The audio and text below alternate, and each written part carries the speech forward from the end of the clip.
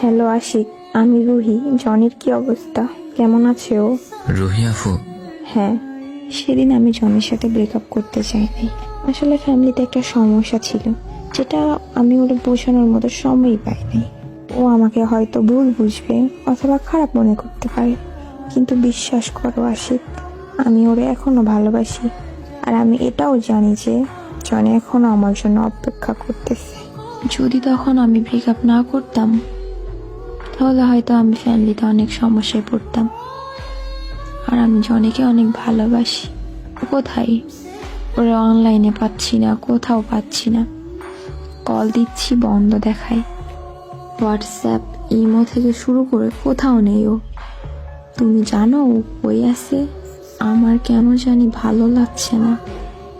সেদিনের পর থেকে জনি অফলাইন না হলেও কয়দিন পর ঠিকই অফলাইন হয়ে গেছে জনি। আর আপনি ফ্যামিলির জন্য ওরে কিছু না বলে ব্লক করে দিয়েছেন, তারপর কথা বলা বন্ধ করে দিয়েছেন। আপনি তো জানতেন যে ওর শ্বাসের রোগ ছিল। ও কোনো বড়সড় আঘাত পেলে কিংবা কষ্ট ফেলে নিজেকে কন্ট্রোল করতে পারতো না। যেদিন আপনি ওরে ব্লক করে দিয়েছেন সেদিন আমাদের কাছে আসছিল সে এবং বলেছিল কেন তাকে ব্লক করলেন, কি করেছিল সে। আমরা কোনো উত্তর দিতে পারিনি সেদিন, বরং আমরা তাকে বলি এমনি হয়তো রাগ করে ব্লক করছে, আবার রাগ কমলে বান ব্লক করে দিবে। তারপর আমাদের কাছ থেকে সে চলে যায়। তারপরের দিন আর ওর দেখি নেই। তারপর ওর আব্বু ফোন করে বলল যে ওরা শ্বাস উঠেছে, এখন সে হাসপাতাল। তারপর আমরা যাই সেখানে, এখন গিয়ে দেখি আইসিইউতে ভর্তি। মনে হচ্ছিল শর্টপট করতেছে আপনার সাথে একটু কথা বলার জন্য। আপনাকে এসএমএস করে যে বলবো, আপনার আইডিটাও ছিল ডিঅ্যাক্টিভ, এসএমএস করতে পারিনি। তারপর চটপট করতে করতে শ্বাস বন্ধ হয়ে চলে যায় আমাদের ছেলে অনেক দূর। কি বলো এইসব? কি হয়েছে ওর? কই গেছে? কি বলো না বলো? আমার জনির কিছুই হয় নাই। তুমি মজা করো না আমার সাথে। কই আছে জনি? বলো তাড়াতাড়ি, নয়তো খারাপ হবে কিন্তু। খারাপ আর কি হবে, আপনাকে ওর কবর ছাড়া কিছুই দেখাতে পারবো না। দীর্ঘ 2 মাস পর আপনি এসএমএস করছেন, কিভাবে ভাবলেন যে ও আপনাকে ছাড়া ভালো আছে? আপনি তো ভালো করে জানতেন ওর টেনশন হলে কিংবা কোনো ধরনের সমস্যা হলে ওর শ্বাস বেড়ে যায়, যা খুবই ভয়ঙ্কর। আপনি আপনার ফ্যামিলির জন্য ওরে কিছু না বলে ছেড়ে দিয়েছেন।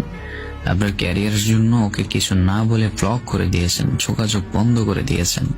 ওরে বাঁচিয়ে রাখতে চেয়েছিল, ওর আব্বু আম্মু সব বিক্রি করে দিয়েছিল ওকে বাঁচানোর জন্য, কিন্তু পারলো না বাঁচাতে। আমরা আমাদের বন্ধুকে হারিয়ে ফেলছি, আর কখনো আমাদের সাথে জনি থাকবে না। এসব বলে আর কি হবে, ও তো মরেই গেছে। যেভাবে গত 2 মাস ছিলেন সেভাবেই থাকেন। আপনি আপনার ফ্যামিলি ক্যারিয়ার নিয়ে ভালো থাকুন। আর কিছু বলতে পারছি না, আমার চোখ ভিজে যাচ্ছে। আল্লাহ হাফেজ। যে মানুষগুলো ফ্যামিলির দোহাই দিয়ে ছেড়ে দেয়, সেই মানুষগুলো আর যাই হোক কখনো কাউকে ভালোবাসতে পারে না। ফ্যামিলি প্রবলেমটা যদি এতই ম্যাটার করে, ফ্যামিলি প্রবলেমটা যদি এতই সমস্যা করে তোমাদের মেয়েদের, তবে রিলেশন করার আগে কেন একটা ছেলের ইমোশন নিয়ে ভাবো না? কেন তার সাথে ছলনা করো? তোমার যেমন একটা ক্যারিয়ার আছে, সেই ছেলেটারও একটা ক্যারিয়ার আছে, তারও একটা জীবন, তারও একটা মন। আপনার যেমন মনে কষ্ট আসে, তারও মনে কষ্ট আসে। আপনার যেমন ক্যারিয়ার রয়েছে, ক্যারিয়ারের চিন্তা রয়েছে, তারও ক্যারিয়ারের চিন্তা রয়েছে। আপনি আপনার ফ্যামিলিকে যেমন ভালোবাসেন, তারও একটা ফ্যামিলি আছে, সেও তার ফ্যামিলিকে ভালোবাসে। কিন্তু ফ্যামিলির দোহাই দিয়ে কখনো সেই প্রিয় মানুষটিকে ছেড়ে যাবেন না, যে আপনার জন্য ব্যাকুল হয়ে থাকে, কখন আপনার সাথে একটু কথা বলবে। এভাবেই প্রতিটা মেয়ে তার প্রিয় মানুষটাকে হারিয়ে ফেলে চিরদিনের জন্য। এরকম আর কতজনই মৃত্যুবরণ করলে তোমরা বুঝতে পারবে ছেলেদের ভালোবাসা। সেই মেয়েদের উদ্দেশ্যে আমার এই লাইন, যারা ফ্যামিলিকে এত প্রাধান্য দাও, তাহলে কখনো রিলেশন করিও না। কারণ রাস্তায় কোনো মেয়ে পাগল হয়ে ঘুরেনি ভালোবাসার জন্য, কিন্তু একটা ছেলে পাগল হয়ে ঘুরেছে একটা মেয়ের ভালোবাসার জন্য। বেঁচে থাকতে ভালোবাসেনি যারা, মৃত্যুর পর আমার জানাজাতেও যেন না থাকে তারা।